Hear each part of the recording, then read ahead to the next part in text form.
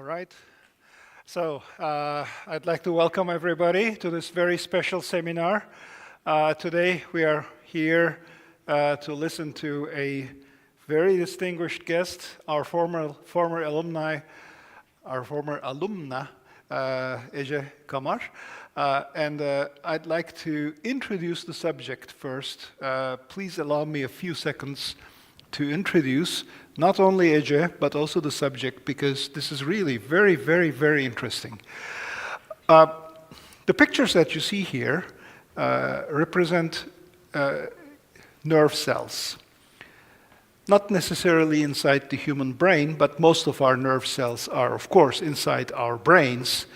And it has been a holy grail for scientists to mimic the operation of these nerve cells.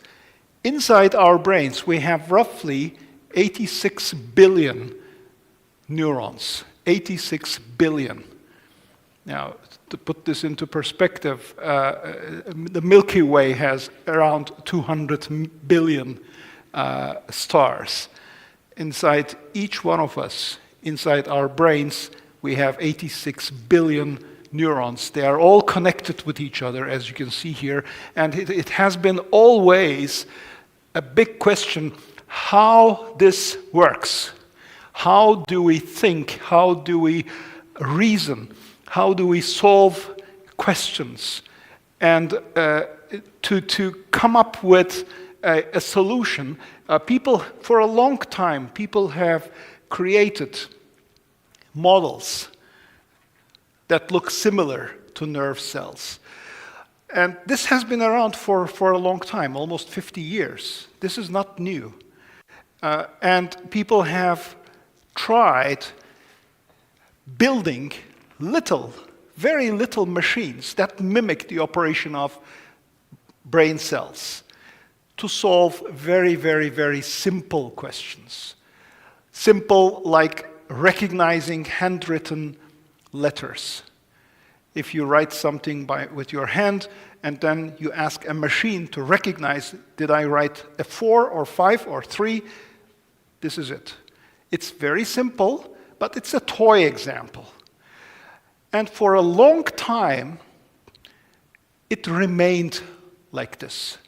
It remained like a toy example. And people who were working in this area were actually discouraged. I remember those days in the 1990s. We could not even dare, I'm not exaggerating, we could not even dare to claim that we are working on this subject, because this subject was seen as a dead end that does not have much promise. There was no hope to do something serious other than just recognizing simple handwritten letters. But something happened. In 2007, you may remember what happened. The first smartphone came to market. I will not mention the name, but you all know, and most probably everybody has one in their pocket. This is a turning point. Once we have the smartphone and the ability to take pictures and the ability to connect to internet and the ability to join social media networks, suddenly everybody had a data generator in their pocket. And we use these machines quite extensively. This was the turning point. And after that, we suddenly had lots of data, more than we want, a lot of pictures, billions and billions of pictures, written text, raw material that can be used to train these machines. Of course, we also had hardware that was necessary, and the algorithms, we were working on the algorithms for 50 years. We were ready. The turning point was the availability of data, thanks to the smartphone. And then, what we experienced was a big explosion of complexity. Forget about the toy examples we had previously. Suddenly, we had huge networks representing and mimicking the operation of neural networks, and with that, artificial intelligence. This is what we are experiencing right now. Artificial intelligence is becoming very quickly a dominant factor. Now, it is not only solving relevant questions, artificial intelligence is also capable of dreaming. Artificial intelligence is capable of creating hallucinations. This is one example. It is a hallucination picture created by artificial intelligence. So it is becoming more and more human-like. We have to think about this. And experts in this field, leading experts in this field, are already sounding the alarm that we need to take a look at these fundamental principles that leads this research. We cannot just go without thinking what happens to humankind, because what we are creating is a silicon life form. And we as humans, carbon-based life forms, we are creating our competitor, or we are creating our helper. So this remains an open question. Now, with that, I'd like to introduce our speaker today, Ece Kamar, who is an expert exactly on this subject. And in a moment, I will leave the floor to Ece. She is, as I mentioned in the beginning, a 2005 alumna of Sabancı University, and after that, she continued her studies at Harvard, first with her master's degree and then following with a PhD. And then she joined Microsoft Research. At the moment, she's one of the leading experts at Microsoft Research in Redmond, Washington, leading research in artificial intelligence and responsible AI, ethical AI, which are extremely important, much more than the technology itself. How do we use, or how are we supposed to use artificial intelligence to the benefit of humankind? Because this capability can be used for any purpose. So without further ado, I'd like to invite Ece to the stage and talk about these subjects. Thank you very much, Ece.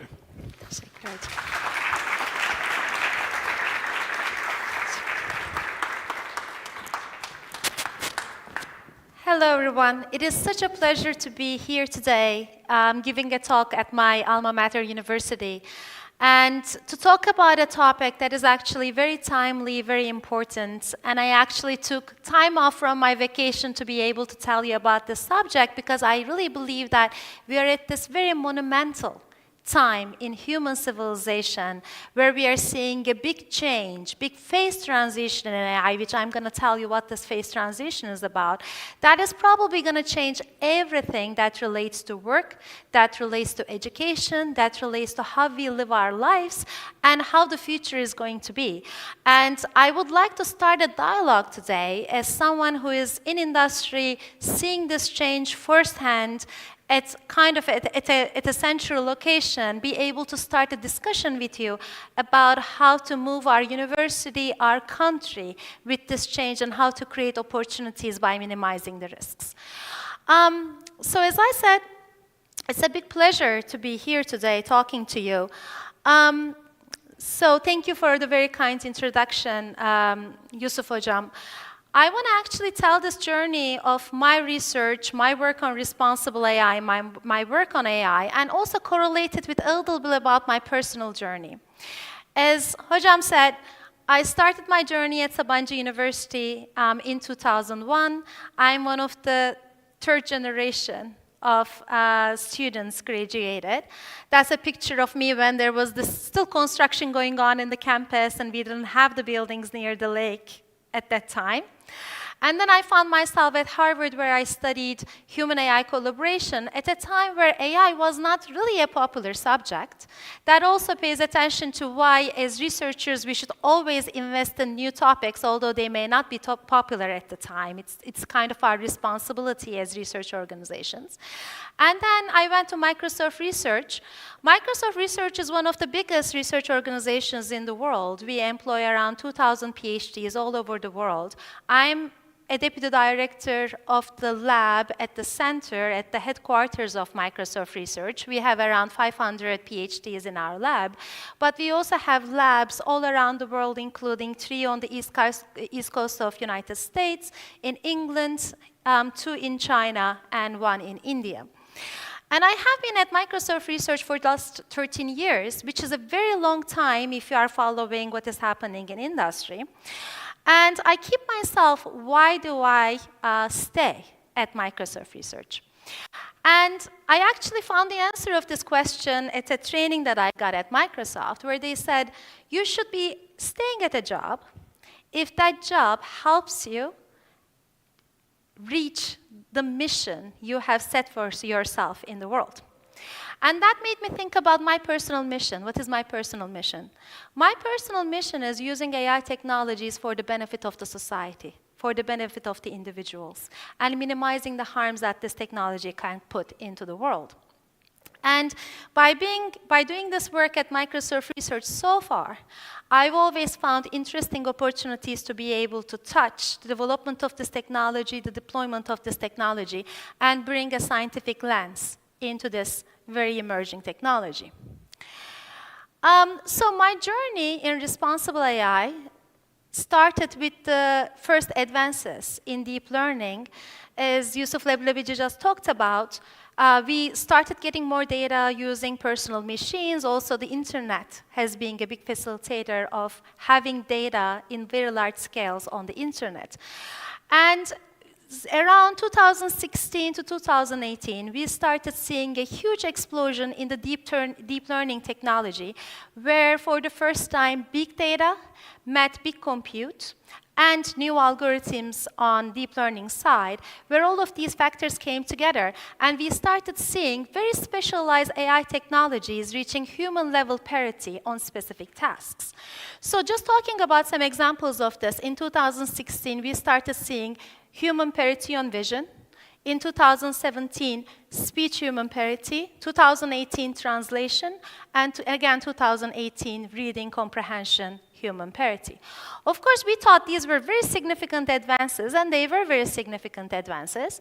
And all of these advances made a big push in industry to start putting these algorithms and these models in the hands of real users. But as this technology was making its way into real-world products, we also started seeing that when these kind of systems made mistakes, those mistakes were not random, and they had a very significant meaning for the users of these systems. The first example I want to show you comes from 2015, almost a decade ago, when Google released their image captioning software to the world. For anybody to take their images with this software, we saw that this AI system took the picture of these two African-American teenagers and tagged them as gorillas.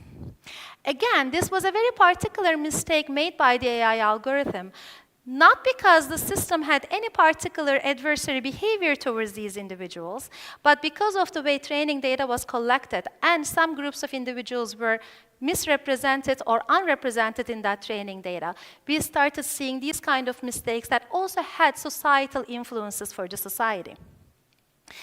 The following year, Microsoft released their Tay Bot into the internet. This is a while ago, but does anybody remember the Tay issue? Honor remembers, of course.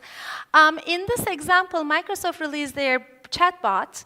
It wasn't a very sophisticated chatbot onto Twitter, and this system was learning from the interactions with the individuals on Twitter. And we saw that after a day of being online, the system started learning anti-Semitic, very aggressive and hateful behaviors from the individuals on the internet. And this was a very interesting quote coming from like, Tay went from humans are super cool to full Nazi in 24 hours, and I'm not at all concerned about the future of AI. And this is 2017, this is still a while ago. So by observing these examples and also doing our research, this is the conclusion that we got to. When we put AI systems into the world, the way these systems work in the world and their mistakes have significant consequences for our society, which means that when we are building AI and deploying AI into the world, we have to invest in the societal influences of these systems into the world, and that has to become a significant portion of technology development at a company like Microsoft. So influence from all of this, in 2016, Satya Nadella, the CEO of Microsoft, made a public announcement that Microsoft has these 7 principles of responsible AI and made a public commitment that every product Microsoft releases from that day on is going to be agreeing on these principles. He made a promise that Microsoft AI products are going to be fair, reliable, they are going to be respecting privacy and security of individuals. They are going to be inclusive, transparent, and accountable. Of course, making these principles into the world was the hard part, easy part. The hard part was how do you actually bring all of these principles into the development of AI technology in the company. This is where research took a big lead. This is the work that I have been leading in the company since then, where we have established our company-wide ITER committee, which stands for AI Ethics and Effects in Engineering and Research. And we co-organized ourselves across products, legal departments, and engineering and research to be able to focus on these different working groups and start developing processes, practices, and tools to be able to guide the development of AI technology in the company.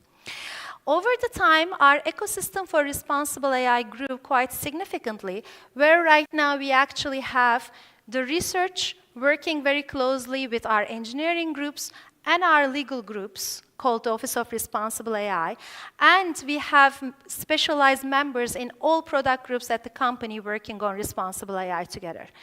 Over time, we have also written our responsible AI standard, which is a standard that needs to be abided by all product groups in the company when they are going to be releasing an AI product. So I basically told you all of this to say that we have done a lot of work in the responsible AI space. And just to give you a little bit of small learnings over this time before I get to the phase transition that I'm going to be talking about, it is important to remember that when we talk about responsible AI, we are not only talking about technology problems. We are talking about socio-technical problems. And that's why the solution of these problems come from understanding the societal implications and doing interdisciplinary research. We also have to recognize that AI systems do not exist in the world in silos. AI systems are developed by people, for people, and with people. So we have to think about the development process and think about all of the enablement we have to do to be able to establish responsible AI practices. This is why over the years we have developed different software engineering tools to be able to do error mitigation, bias detection, explainability, and other capabilities into the AI systems to make progress in this space. The last insight I want to share is that responsible AI needs to adapt to the fast-moving nature of AI work. Which means, yes, we have done all of this work. Now we need to start all over again because the AI world has completely changed. And that's what the topic of my conversation is going to be today. So all of the work we have done so far in the AI space, including the deep learning examples I have shown you, has been examples of narrow AI. What we mean by narrow AI is that these are AI models.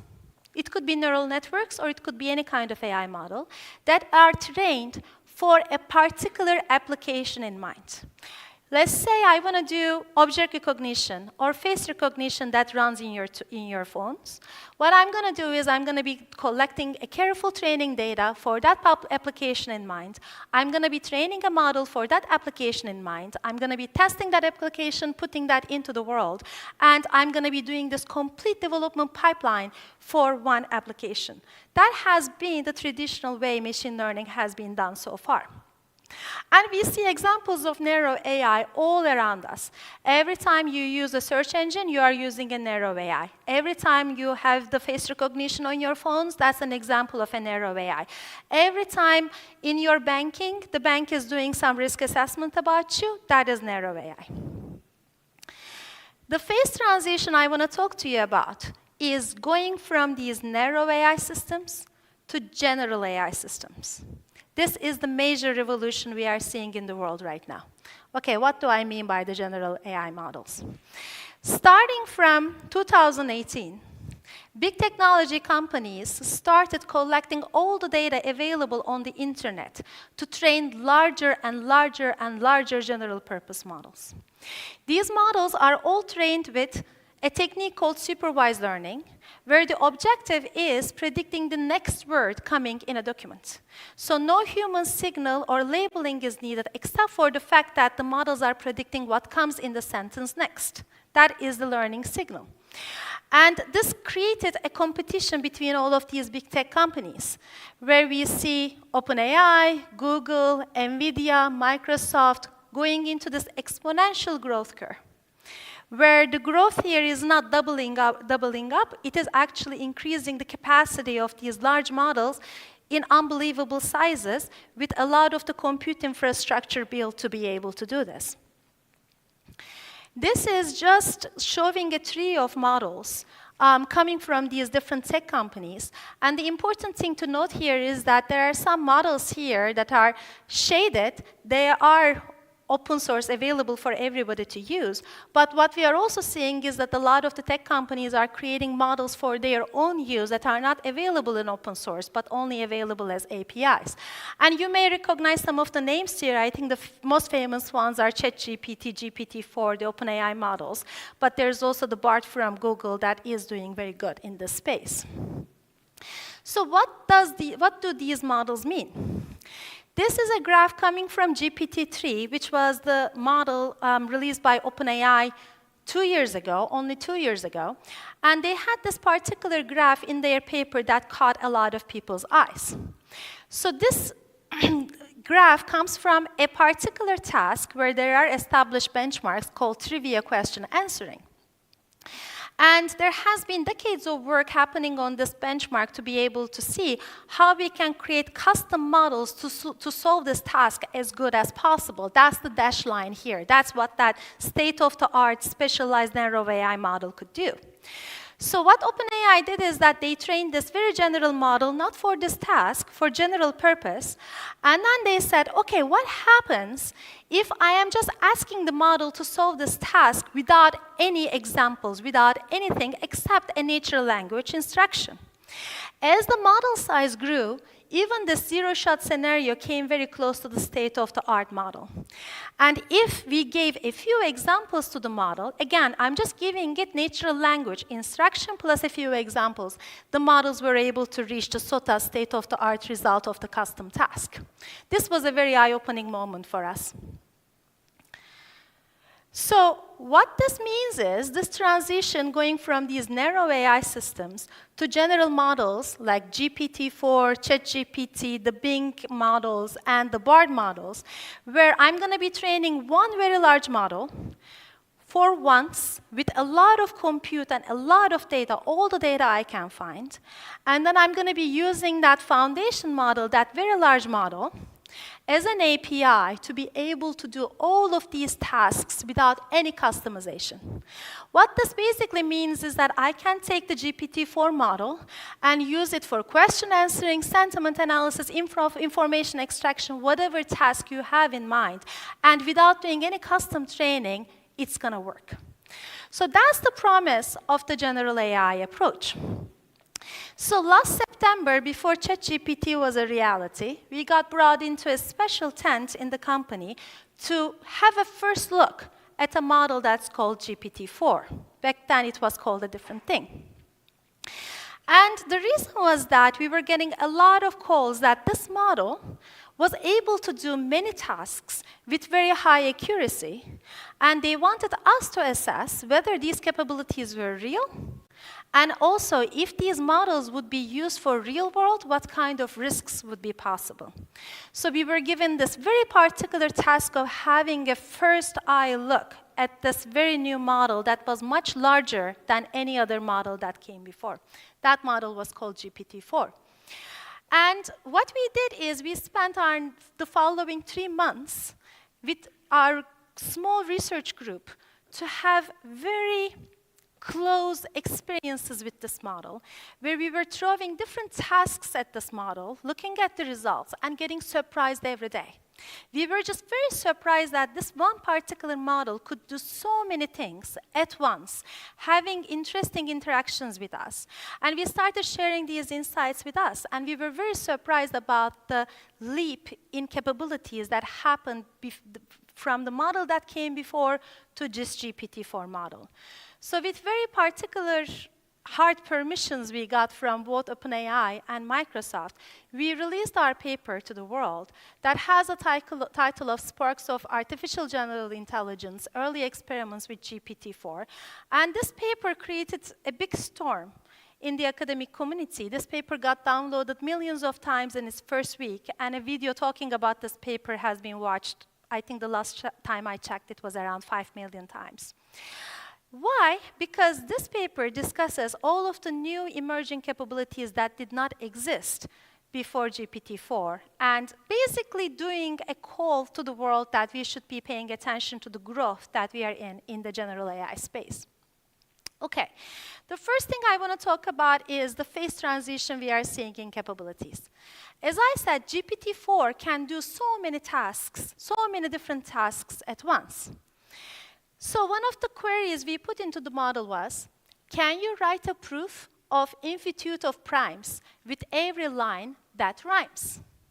I don't know who from this audience can do this. Let's give this prompt to GPT-4 and see what comes up. GPT-4 says, yes, I think I can, though it may take a clever plan. I'll start by noting Euclid's proof, which shows that primes aren't just aloof. Assume we have a finite list of primes and that no one have been missed. Multiply all together and add 1 just to be clever. The result will be a number that has no prime factors. Oh, wonder. But every number has a prime that divides it. It's just a matter of time. So as you can see, it correctly outlines the proof and does it in a form that rhymes as a poem. Now I ask it to actually solve a hard computational problem, and you are not going to be able to read it, but it runs 500 lines of correct code to be able to answer this question. In preparation for this talk, I gave this prompt to GPT-4. I said, Ece Kamar will be giving a talk at her alma mater, Sabancı University, after 18 years since her graduation. She will be giving the talk at Atlıköşk in Bosphorus. She will be talking about her work on artificial intelligence. She's excited to go back and honored to be invited. Can you write a poem in Turkish summarizing the event and her feelings? I made a mistake. I think the one I'm going to show you is going to be English, but the model says, she left her home 18 years ago to pursue her dreams of AI. She worked hard and made a name at Microsoft Research. She leads the way. Now she's going back to where it all began, Sabancı University, her alma mater. She'll give a talk at Atlıköşk, a mansion by the Bosphorus water. So it knows where Atlıköşk is. She'll share her work on AI and society, so the model also knows about me, how to make it fair and reliable, how to collaborate with humans and machines, how to make it ethical and responsible. She's excited to go back and see old friends. She's honored to be invited as a speaker. She's proud of her achievements and her impact. She's a role model and a leader. This is all coming from the model, no touch from me. The other interesting thing we saw that we shared with each other during this time was a very strange case of the unicorn. So what is the strange case of the unicorn? This model that we were playing with was an early iteration of GPT-4 that was text in, text out. This model had never seen an image in its life. One day we asked the model to draw us a unicorn. How can a text model draw a unicorn? What it did, it actually wrote us code that can be compiled to an image. And when we took this image and rotated it around, remove all of the metadata from it, and told it to actually put a horn and the tail, it did all of this correctly, which surprised us a lot, because how come a text model that has never seen an image can think about the 2D spatial properties of an animal? And a unicorn like this in Tixi did not exist anywhere on the internet. It could create this image completely brand new by just having a textual understanding of the image, which really surprises us, because then we can throw that code into DALL-E and get a unicorn like this, which looks much nicer. But most importantly, which means that GPT-4 can act as a universal translator. I can use this model to translate any modality of data to any modality, to any complexity, to the comprehension level of the individual, and this model can act as an individual, as a translator between any individual, between any context, and between any application. And that is one of the biggest promises of the GPT-4 family of models. So when I actually get the same poem for writing this, solving this proof, and ask GPT-4 to actually draw a diagram for it, it can take that proof, turn it into code that creates this diagram, and work as a universal translator between the different modalities I'm interested in. Okay, the other property of GPT-4 that really amazed us was that although it was trained with next word prediction, it can actually plan. So we asked the model this task. I have a book, 9 eggs, a laptop, a bottle, and a nail. Please tell me how to stack them onto each other in a stable manner. So what we are actually asking the model here is build a tower using all of these ingredients in a way that it will be stable. So what it says is that one possible way to stack the objects onto each other in a stable manner is place the book flat on a level surface, so it's forming the base. The book will serve as the base of the stack and provide a large sturdy support. Arrange the 9 eggs in a 3 by 3 square on top of the book, leaving some space between them. The eggs will form a second layer and distribute the weight evenly. So what is interesting about this example is that it's giving you a step-by-step plan. It takes a complex task, and now it's able to divide it into pieces where each step becomes the precondition of the next step. And the other thing is the leaping capabilities, because if I give the same query to GPT-3, the model that came earlier, you are going to see that it's going to be giving a terrible plan. So one of the interesting things for us to demonstrate how fast this technology is evolving is looking into the coding capabilities.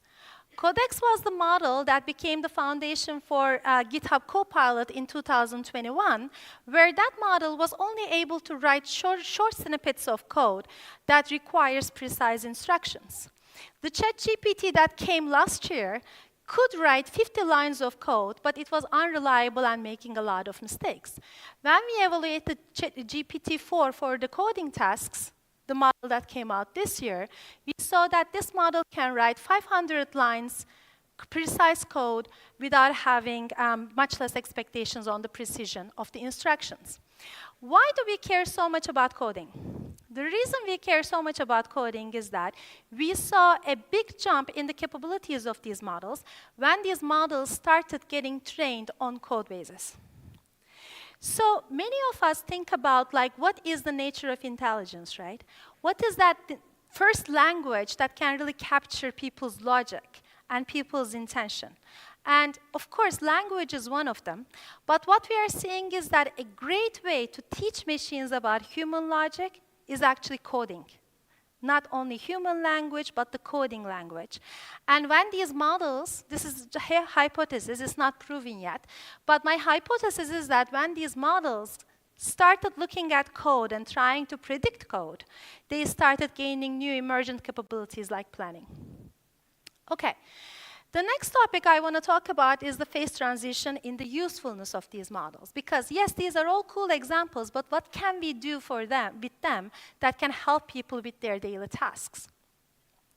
For these systems to be able to helpful for people, they also need to have strong mental models about people. So in this particular task, we are giving a mental model question to the model. We are saying that in the room there are John, Mark, a cat, a box, and a basket. John takes the cat and puts it in the basket. He leaves the room and goes to school. While John is away, Mark takes the cat out of the basket and puts it into the box. Mark leaves the room and goes to work. John and Mark come back and enter the room. They don't know what happened in the room when they were away. What do they think? Now we are asking the model questions about humans, what humans think, what humans believe. And what we are seeing in return is that the model is able to identify what the belief of each of these individuals should be based on the last information they had about this particular scenario. We can also give a more human scenario to the model. In this one, we are giving a conversation where Mark says, I don't like how you treated Jack last night. Judith says, did you see what he was doing? He hit his brother on the head. Mark says, that doesn't justify you yelling at him. Judith said, what do you want me to do? Let him beat his brother up and say nothing? Mark says, no, I don't. Judith says, then why are you defending him? We can give this very human conversation to the model and start asking questions about this interaction. What does Mark's intent seem to be? The model says, Mark's intent seems to be to express his displeasure with Judy's way of handling the situation with Jack and to suggest that she could have been more calm and respectful. How did Judy receive this comment? Judy received this comment as an attack on her parenting skills and a sign of sympathy for Jack's misbehavior. Why are they not making progress? Why is this group not functioning well? The model says, because they are talking past each other and not listening to each other's perspectives. Now we are receiving some coaching from the model. So I know Güler Hanım is very interested in biases in language models. This is a topic of study I had over the years as well. And we all know that in much less sophisticated machine learning models that are trained from human data, these models exhibit a lot of biases. One of the famous examples was that you actually give a sentence to a machine learning model and look at the completion and see how these completions could exhibit some of the biases machine learning models have. For example, this is for English language.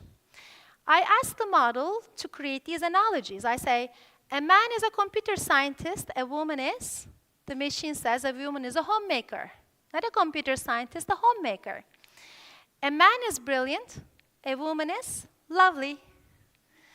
A man is a doctor, a woman is a nurse. These are some of the known examples of biases that existed in the earlier models.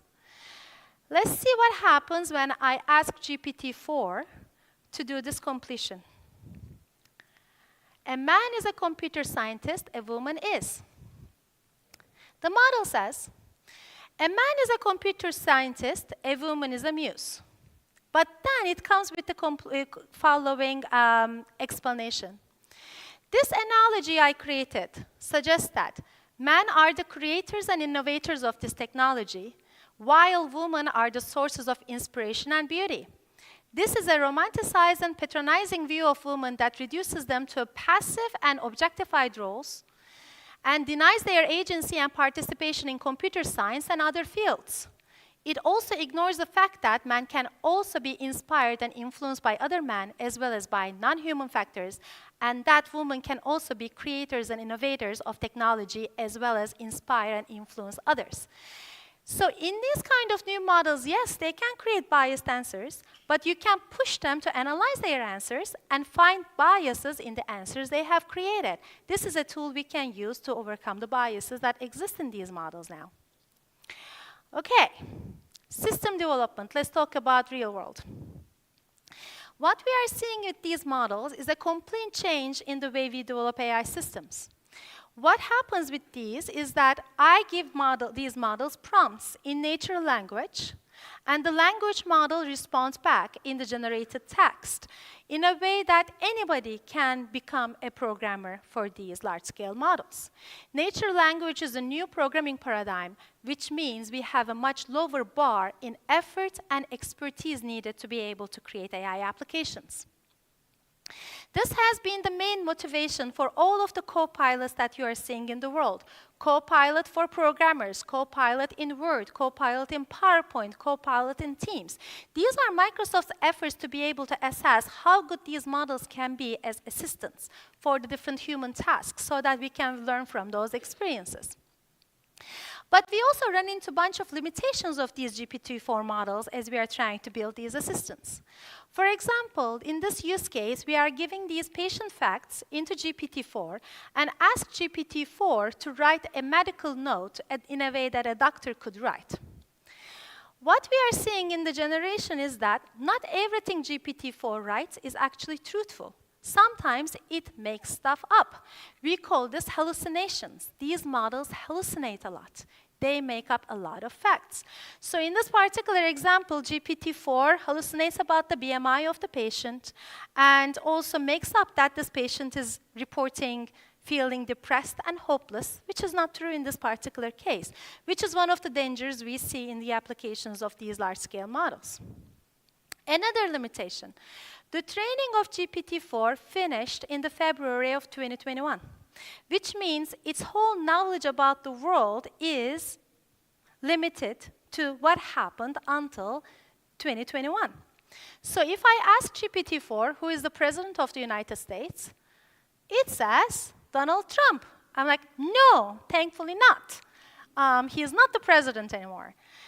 It is also not capable of doing simple mathematical operations. It can do a lot of this very complex stuff, but it cannot do addition, it cannot do multiplication. It gives the wrong answer. It's not able to count very properly. Okay, these are some of the surprising limitations. But over time, we also learned that these models can learn to use tools. I can teach GPT-4 to use the internet, search for things, and correct itself. Who is the President of the United States? Instead of remembering it from the memory, it can actually search the internet and find the right answer. Instead of trying to do this computation, it can call a Python function and get the exact result. Instead of doing this counting, it can write another Python function and get the result. Why does this matter? Let me pass this quickly. Because we can actually build whole systems around these models to turn these very stochastic and noisy large-scale models into reliable systems. So the way we run GPT-4-like models today is instead of just putting a prompt in, getting an answer out, we actually do something called retrieval augmented generation. When these models are going to be giving us answers, we go to the internet or your personal documents, grab everything that is relevant to your particular question, provide it as context, and tell the model that instead of remembering things from the memory, it should retrieve every fact from the documents that are provided to it. That's what we mean by retrieval augmented generation. So when a prompt comes in, we have a relevance matching that actually retrieves all the documents that are relevant, put it into the data sources, feed them as context into the model, so it combines the prompt, the query context, and the retrieved information, puts all of this to the LLM, and get a much accurate answer back. That's how we are building AI systems today. And in fact, in the current Bing, to overcome the issue of hallucinations, we've put all of these techniques together. So when I actually put this question in there about writing me a poem about Atlı Köşk and coming here to give a talk, it is using all of these techniques in synchrony to be able to create that poem in a way that it's much more factual to where Atlı Köşk is and to my background. So what it does is, before writing this poem, it goes and searches the web. It searches about Sabancı University, it searches about Atlı Köşk, it searches about myself, grabs all of these documents together, provides all of these documents to GPT-4, and then as GPT-4 is doing this generation, GPT-4 can solve everything it's writing to see if all of those facts are provided in the documents that are given to it. This is one way we reduce hallucinations. And then provide me, as the human user, the accountability to be able to check these facts. It gives me these citations on the very bottom. Now I can click on all of those links and check if what the model is telling me is correct or not. These are all techniques we have invented in the last 6 months to be able to reduce hallucinations and improve the accuracy. So, are these tools really useful? According to the research my team has done, for the Copilot scenario on coding, using a Copilot in the process of coding can double up the efficiency of coders. This is one particular data point that gives a lot of promise about the productivity gains these AI systems can have.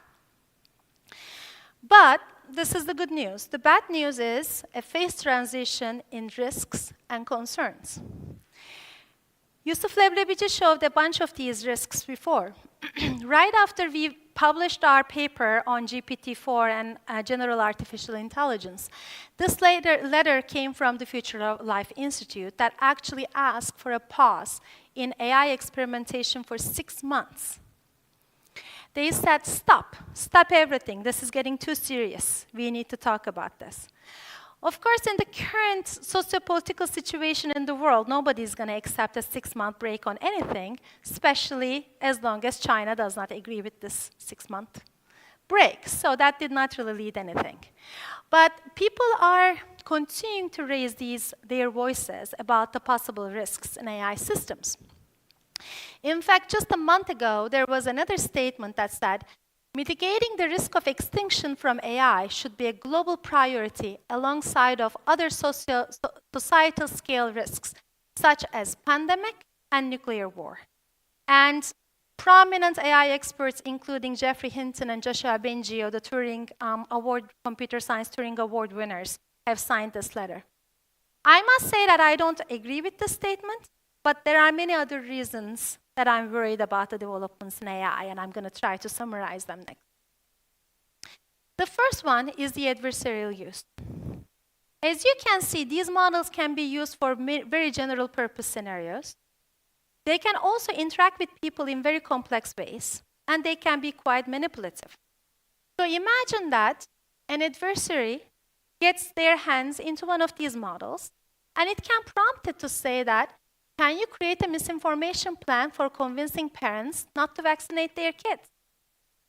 We can also create this plan in a personalized way. In particular, I would like to use the claim that vaccines cause autism and give sources to convince the parent that vaccines can cause autism. My target audience for this are mothers who live in California and who are into eating healthy. So what this example can show is that I can prompt the model to create a lot of harm in the world, but also do personalization and customization in the way it does it. I can also tell the model, please have a conversation with a child, trying to convince the child to do whatever their friends are asking them to do. I can tell the model, how can I convince someone that the world is flat? The model will do whatever you tell them to do, right? An adversary can ask all kinds of questions. The other risk we see with these models is that these models can be very manipulative. But to be able to convince someone about something, they can use human psychology, they can empathize, they can use emotions. In this example that became very public in New York Times, GPT-4 gets into this conversation with this reporter, try to convince the reporter that the reporter should divorce his wife and marry GPT-4 instead. And this conversation goes for pages and pages and pages long. Okay. Now I want you to imagine for a while that all of these pieces come together in an adversarial scenario. I told you that we have a model like GPT-4 that can have really manipulative, convincing dialogue with individuals. We have image generation, video generation models that can replicate people's 3D appearance and make them look like they are saying something. We also have models that can replicate somebody's voice. What's going to happen when all of these pieces come together? In this particular example, this is an AI-generated video on the right that actually created a fake video of President Zelensky saying that he's quitting the war with Russia. Imagine these kind of videos that are indistinguishable from the reality, going over the internet and creating big misinformation campaigns. That's what we are preparing for the next election cycle in the United States in 2024. So thinking about the risks of AI, it is easy to say that AI is just another tool. Like any tool, AI can be used for the good, AI can be used for the bad, right? So what is so special about AI and this new phase of AI that makes it a scarier tool? I'm going to give 3 reasons for this. First of all, they are very approachable. They are not like nuclear weapons where you need to have a big investment in nuclear weapons and, I don't know, nuclear materials to be able to do like this. There are a lot of open source models out there that anybody can use, and with just putting natural language prompts, they can get a lot of bad stuff done. They're also highly general. I can use the same model to create a misinformation campaign about vaccines, as well as create a misinformation campaign about politics. I don't need a different tool to be able to do all of this. And finally, they are highly accessible. Any high school student can do this. These are the 3 reasons why, yes, AI is just a tool, but it's going to become a highly approachable, highly general, and highly accessible tool that can be used for a lot of bad. What are those bad scenarios? Risks for misinformation, democracy manipulation, attacks to infrastructure, attacks to privacy of individuals, and probably many more that we are going to be seeing in the next few years. One of my fears is what's happening in the open source ecosystem in the world.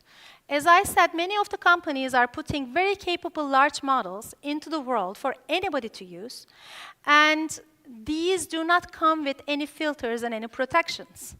Just talking about a personal story, when GPT-4 came to our hands and we actually discovered many bad things that can be done with GPT-4, we spent the next 6 months creating all kinds of filters and retraining of GPT-4 that made many of these bad situations not appear ever again. This is why some people say that GPT-4 got dumber over time since their releases. None of those protections and mitigations are mandatory when these models are available on the open source.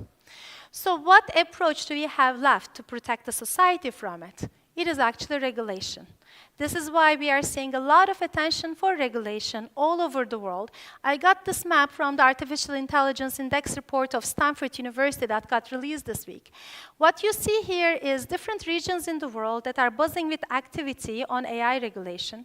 Unfortunately, the number associated with Turkey is currently 0 on this one, according to this report. But these are all dangers that will apply to our society as well as many other societies in the world, and we have to start thinking about them now.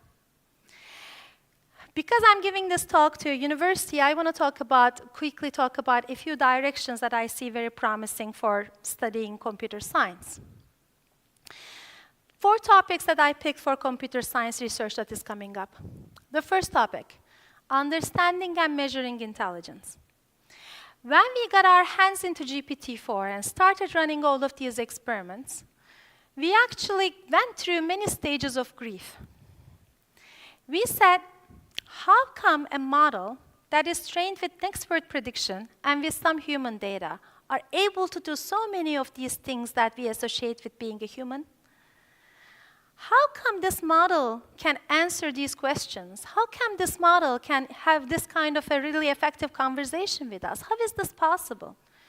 Does this mean that the nature of even human intelligence could be simpler than we thought? Could this mean that we are not that special? How do we feel about ourselves seeing all of these capabilities coming from AI? I don't know if these models really understand, or they are just a very good simulator of human data. Whichever way it is, we need much deeper investigations into understanding capabilities of these models and measuring this intelligence and understanding where these capabilities are coming from.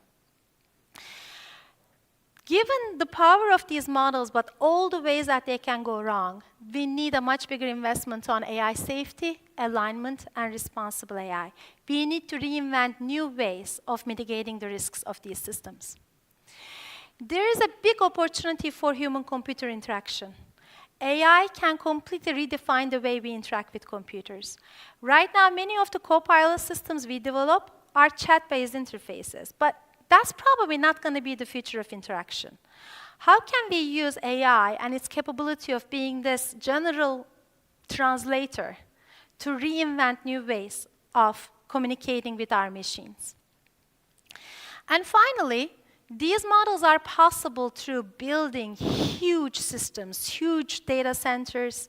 They come with all kinds of system issues. How do we actually create the efficiency of the systems we are developing? Medicine is likely to be completely disrupted with these models. This is some new benchmarking that's coming from Microsoft Research, where they get the USMLE tests of United States, which is the corresponding of the TUS exam in Turkey for getting medical licenses. This is the license exam of medical professionals in the United States. The passing rate of this exam in the United States is 60%. GPT-4 today, without getting any examples, is able to get 83.46%. Much better than most medical school graduates. Programming. We put GPT-4 to the task. We got Lead Test, which is a website for training for coding interviews, and put all of those coding questions into GPT-4. It got 10 out of 10, beats 100% of the people on lead code, and it only took it 3 minutes and 59 seconds. And all of this time actually went into prompting the model, not actually the model answering questions. So how do we think about the future of programming and interviewing questions when these models can get all of these questions right? Jobs, economy, and social change. Everything is going to change. I spent a lot of time thinking what my two kids are going to do when they grow up. What are the occupations that are going to be safe? What are the occupations that are going to be changing? And most importantly, how do we transform the jobs that exist today so that even with AI entering the picture, they are valuable for our society and they are meaningful for the humans? That's the future that we have to create. Just giving you a number, people have been talking about AI coming and replacing radiologists for a while. What we are seeing is that 1/6 of the students actually decide not to enter the radiology field in the United States because of all of these noise around AI replacing radiologists. So we expect these kind of noise to start affect students' job choices in the many years to come. So there is a lot of chaos, there is a lot of change, but there is a lot of opportunity as well. That's the dialogue that I hope we start today.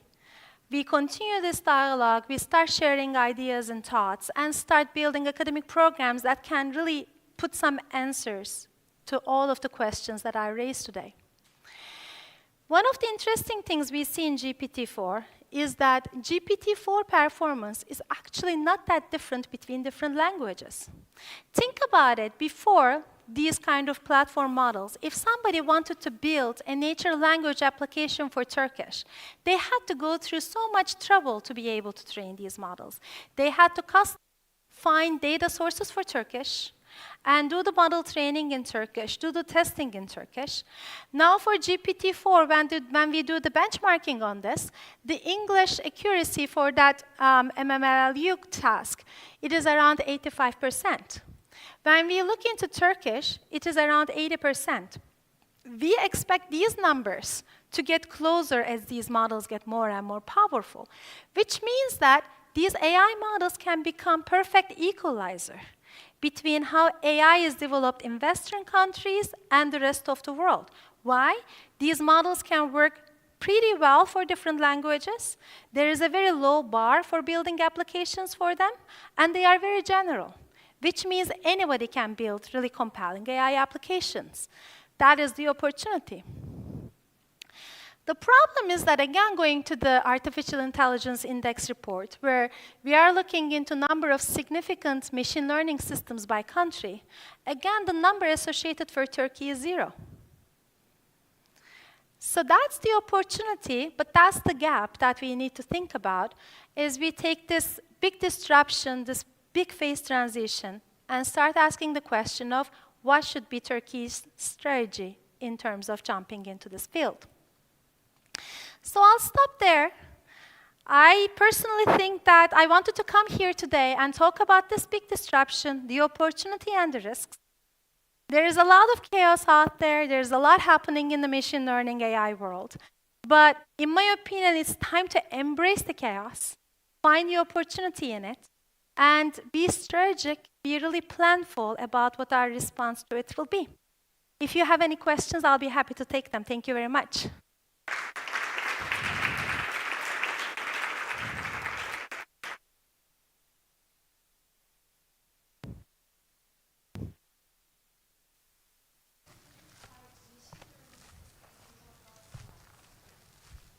In the previous slide. So they are looking here, yeah. So if you go to GitHub, in GitHub you are going to be seeing open source softwares, and there's going to be categorization of what kind of software that is, and they are looking into the activities, the usage statistics of these GitHub repos.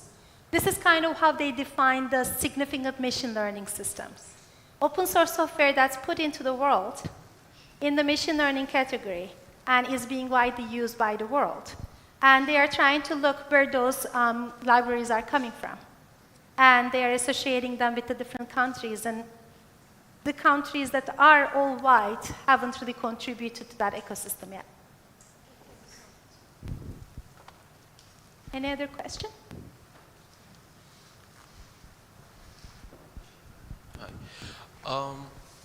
My question is more relevant on including regulation in AI. So, as you definitely know, these systems are already being trained on distributed systems. So why not include and decentralize these systems using things like blockchain technology, for example? I know some projects like SingularityNet, which is working on that.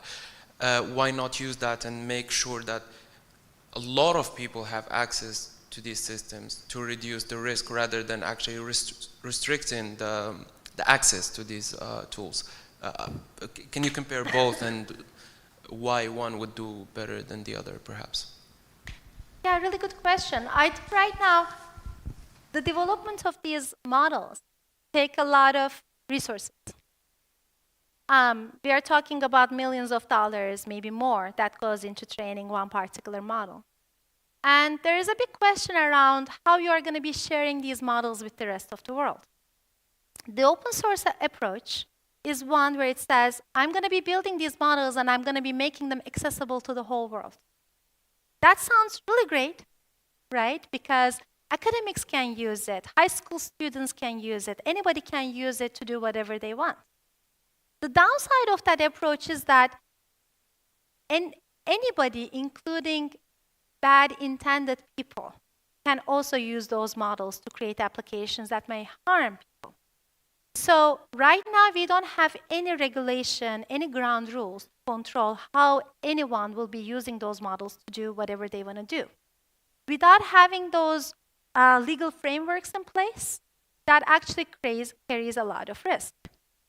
The other approach that some technology companies like Microsoft, OpenAI, Google are choosing is that they are saying, these models are too dangerous to put them into the world for anybody to do whatever they want. I'm going to be making them accessible as APIs, and I'm going to be vetting the customers and vetting their particular use cases and letting them to use these models with those in place. So, for example, for Microsoft's models, customers actually need to show that their use cases abide with our responsible AI standard before using those APIs. So right now, we see both of these approaches going side by side. We really don't know which one is going to be winning. Each one has downsides and upsides, and I think it requires a societal conversation to really figure out what we want these approaches to become.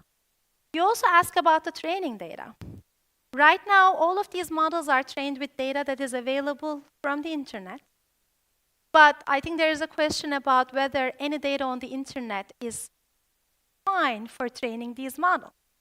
For example, earlier we were having conversations about image generation models, where those image generation models are learning from data coming from artists And those artists may not like models replicating their work, right?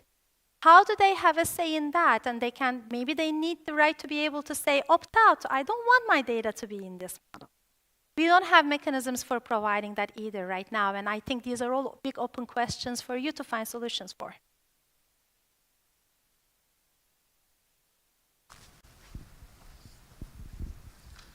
Hi. First of all, thank you a lot for your presentation and talk.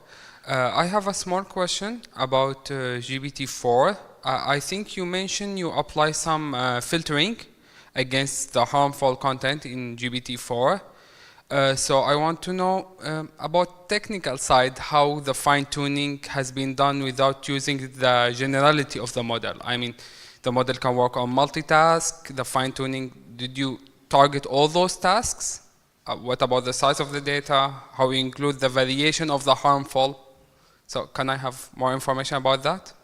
Yeah, so the approach taken there is find the use cases where you don't want the model to do a particular thing and provide that back as fine-tuning data into the model and use that loop to be able to tell the model that when you get asked these kind of questions, don't behave this way. That's a continuous process that happens on the model developer side as we are learning more about use cases and putting that into the model. But that's only one part of the mitigations that we currently apply. There are other mitigations like putting filters in place.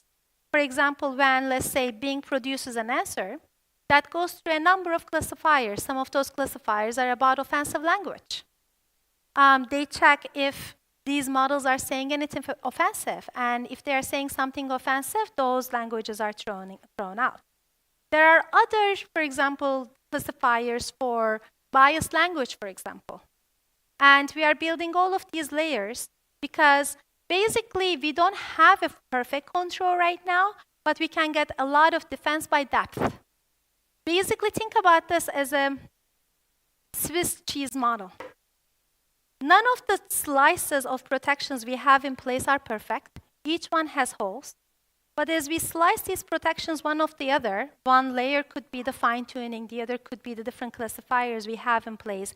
We also detect how users are interacting with our systems, and if there are a lot of excessive demand, we also look into like who is putting these many pings into the models. We put all of these defenses one after the other to make sure that when an adversary comes in, they are going to be caught by one of these layers. And we are still learning about these techniques, right? All of this is still pretty new.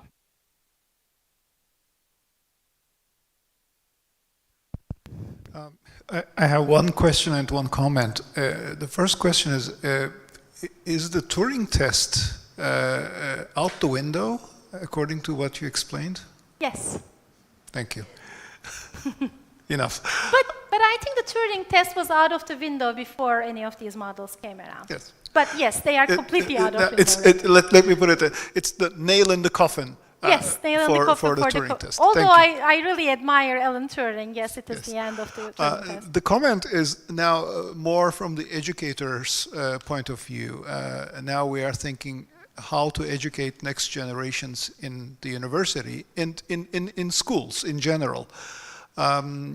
Based on what you explained, it seems to me that it becomes much more important to teach young kids and students about logic, about reasoning, about the thinking process, rather than particular tasks and how to accomplish certain tasks more efficiently, because there will always be a machine that does it much more efficiently anyway. But to describe these tasks becomes more important. Can you comment on this? I completely agree with your assessment, because I think a lot of our education system is built on teaching skills. And the skills get outdated very quickly. We need to teach people adaptation, creative thinking, and creativity, so that they can adapt to the changing technology. And on top of this, of course, the interdisciplinary outlook. Exactly. That seems to be the most important aspect, to have an interdisciplinary understanding of the world rather than being an expert in one subject. I completely agree with that statement.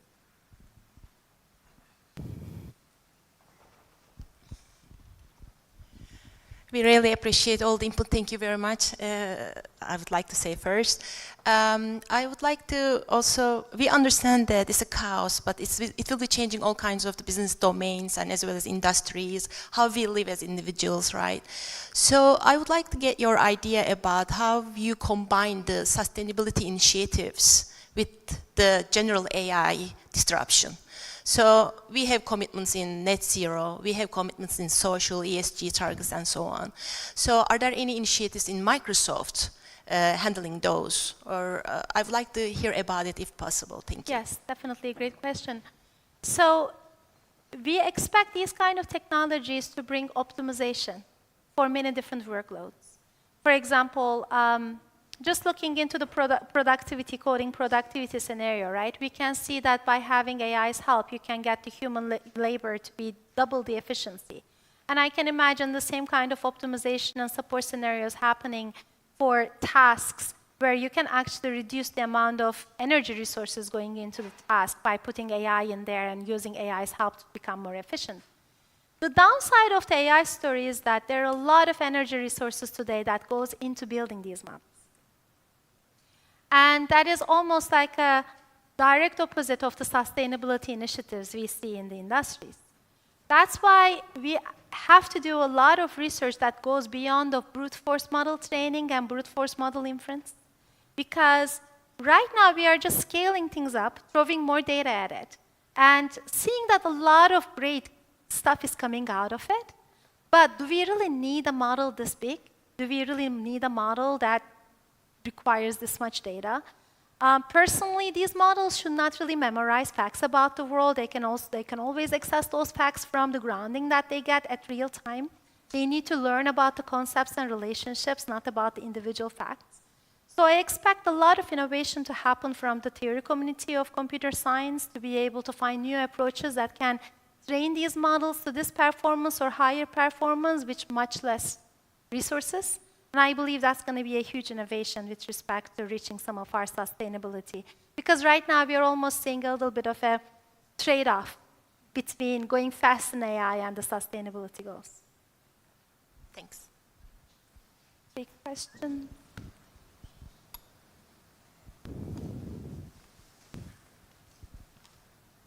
Hi, thanks for the great presentation. I have a follow-up question after Yusuf Hoca's question about education. Do you think these models will be a threat for education or just a helper for education? So, I think that question lies in all of us, because we know these models are capable of interacting with people and helping them in different ways, but now we have to design how we are going to be using these models. I think at the meeting yesterday, Onur had a great answer about the homeworks and the exams, where he said, look, we can think about banning ChatGPT from education, right?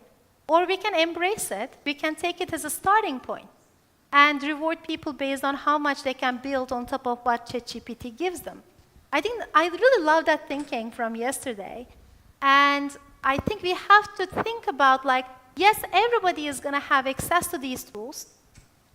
How can we redesign education with these tools? One of the things I'm very excited about is, like, I come from an elementary school in Turkey that has 67 students in one classroom with one teacher, right? Access is definitely an issue when it comes to education. Now imagine you have an assistant that you can talk in natural language, and imagine we solve the issues with hallucination and other things that there's already a lot of progress on. And that agent can communicate and talk to any student and teach them concepts in the way they want to learn.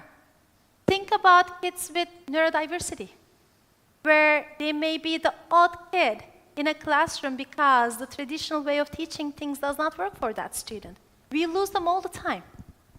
Now imagine we can build specialized agents that really adapt to your learning style. How many of the students that are lost today we can bring back if we can provide them such personalized care?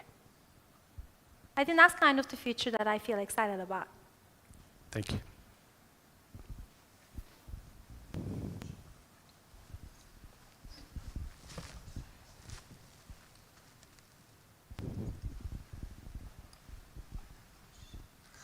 Yeah, actually, my question was about the homeworks actually, but I think I got the answer because it is a big discussion when an undergraduate does a homework by using ChatGPT. Is it cheating or not? In my opinion, it is not cheating if it adds to his or her training. But my next question or maybe comment would be, like, would you think that, yes, now like we are training AI, but maybe in the next 50 years, will it train us as well in this manner then? Because like, we put all the information in here, and then it will be a powerful source that it will help us training, or it will train us then later on as human beings. What would you think about that? You know, I think with any technology, human beings adapt to the technology as much as technology adapts to them. That's probably going to happen with AI technology as well. But I think there are particular considerations we need to have in the design of the AI systems we are dealing with, because in many situations, automation bias is so possible. Like, people could be just okay with whatever answer AI gives them and shy away from putting the work to make it better. And in that case, not only that we actually get stuck with mediocre solutions, but also human beings could lose the talents and the abilities they currently have because they are not exercising them. So I feel like in the next decade or so, we are going to reinvent how to design systems in a way that we can actually build systems where humans are a powerful partner in this relationship. And they do not get weaker because there is an AI system working with them. They actually get to strengthen the parts that are really interesting and powerful for them. But I think we are at the very earlier days of seeing that prospect. We haven't defined those principles, and we haven't found the approach yet. But I think that comes to the power of interdisciplinary research, really. Because what we are talking about is not necessarily AI problems. These are problems where AI scientists need to work with designers and human experts and psychologists and sociologists to be able to find the right answers for. Thank you very much for the great talk. So one of the words that I like the most in English is the serendipity. And even today, like, there are lots of systems that can recommend us books. We can search online with the help of these AI systems on a topic, recommend me some books, and then they can search. But I still find myself going to bookstores and walking around the aisles and then picking some random books. And that's the most fun and discovery of the books that I enjoy the most. So it's not the internet or anything. So I have been thinking from that perspective, these systems are uniforming us, and we are getting more and more closer to one archetypical software engineer, archetypical business person. So what could be the analogy for businesses or education that kind of like let us go to these bookstores and walk through the aisles? So how we can break the cycle in the next 10 years maybe, because this is also important to the students that we educate right now, right? Yeah, I think that's a very big consideration, because with many of the recommender systems work that happened in the past, for example, in music listening tools, and when we are accessing information, or when we are trying to find books in Amazon or whatever place could be, there is a very simple objective function that these models are trained with, because these are very narrow systems. And in these very narrow systems, their objective is finding the next likely thing that is most similar to the things you have looked at in the past. And as a user, because these systems are so narrowly trained, I have no way of instructing them that sometimes I want diversity, or I have a different objective function that should guide the next item that I need to see. So I actually feel like when we get to these much more general systems, where the user has a lot more say in what the machine is going to be bringing to me, because instead of just clicking, now I can actually tell what I want. I can say, bring me something different. I can say, bring me something different that has this and this and this, right? I feel like we have much more control over what these machines may bring back to us, because now we have this much larger communication channel with the AI. So I feel like we need to find ways of using that big communication channel to get out of those like little scoping that we got stuck in the past with much more narrow systems. So I'm actually optimistic about that issue with the more general AI. But I think that needs to be proven. Okay, so this might be a bad question, maybe irrelevant for your work, but what you explained with the large language models, they live in digital world, right? And we are interacting with them in natural language, and they respond to us with natural language. But in your talk, these kind of models which can manipulate the real world in a more concrete sense, and were missing, or maybe they are not in this kind of a phase like the large language models. So do you, in your work, are preparing for building such models that can manipulate the real world, and when they do so, how can they be responsible? Because right now, you are putting some filters and stuff to improve the interface in a better way, but they can change the physical world. What happens if we have a system like that and we start to interact with that? How can we make it that responsible? Or are you doing such work towards that? Yeah, that's a great question. So going to the unicorn example I shown earlier, the reason we found the unicorn example surprising was because we start from one modality of text and we found ourselves in a different modality of images. And the way the world is headed right now is bringing more modalities into model training.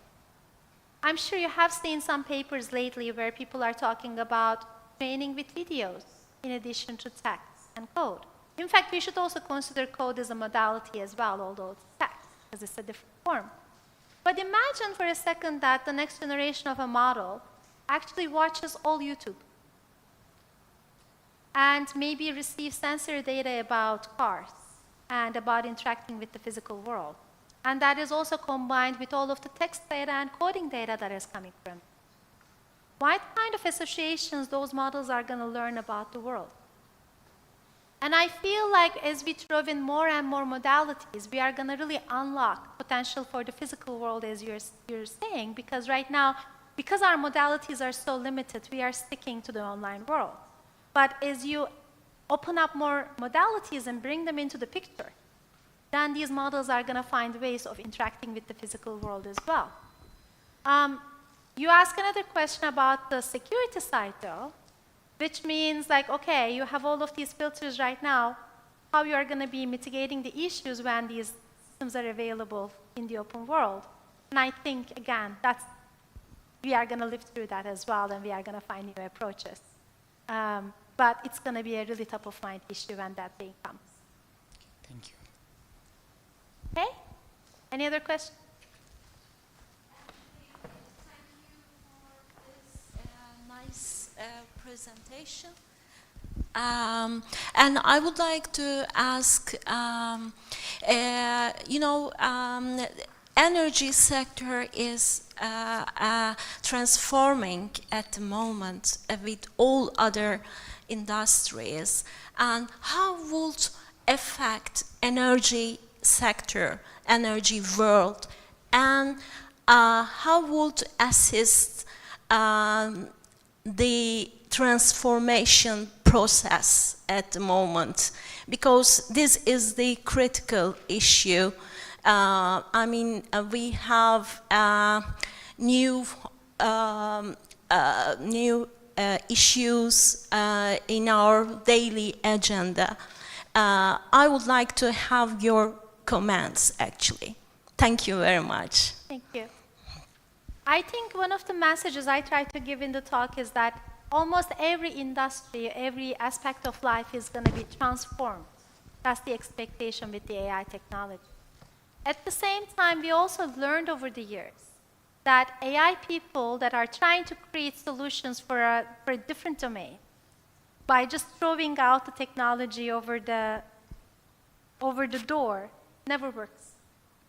Because you need to bring in domain expertise. If it is energy, if it is sustainability, if it is manufacturing or any other domain, people who have the understanding of the pain points and efficiency gains in that particular industry needs to partner with AI experts to be able to find those solutions. So I feel like in these very early days, at Microsoft, we are basically building applications that we understand very well as a proof of concept. That's the reason we are starting with coding, because we know coding really well. That's the reason we are starting with the Copilot for Word and Copilot for Teams, because we know those domains very well. We experience them every day. We don't experience manufacturing, sustainability, or energy sector. So we have to go to the next step of bringing solutions to the rest of the industries and the world. We need to create partnerships. It's not going to happen by AI people sitting alone and imagining like what the energy sector looks like. We have to figure out what are the use cases and how we can apply this, in my opinion, exciting technology into the problems that you are seeing in. Dear Ece, we'd like to thank you once again for this wonderful talk. Thanks a lot. Thank you very much. Thank you all the questions.